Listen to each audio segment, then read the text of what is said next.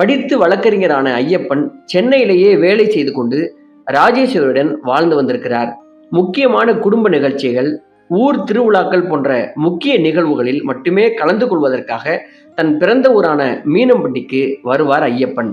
அப்படி ஒருமுறை மீனம்பட்டிக்கு வந்தபோது ஸ்ரீதேவி பிறந்திருக்கிறார். அவர் பிறந்த சில மாதங்களிலேயே ஐயப்பன், ராஜேஸ்வரி தம்பதியினர் தங்கள் குழந்தையுடன் மீண்டும் சென்னைக்கு கிளம்பிவிட்டார்களாம்.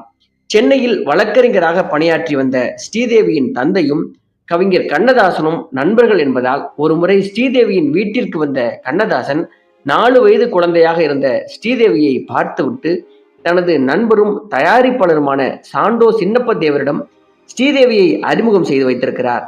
ஸ்ரீதேவியை பார்த்த நொடியிலேயே எனக்கு அந்த முருகப்பெருமானே கண்முன் வந்து நிற்பது போல உள்ளது என்று கூறிய சின்னப்ப தேவர் தான் தயாரித்த துணைவன் என்கிற படத்துல ஸ்ரீதேவியை சிறுவயது முருகன் வேடத்தில் குழந்தை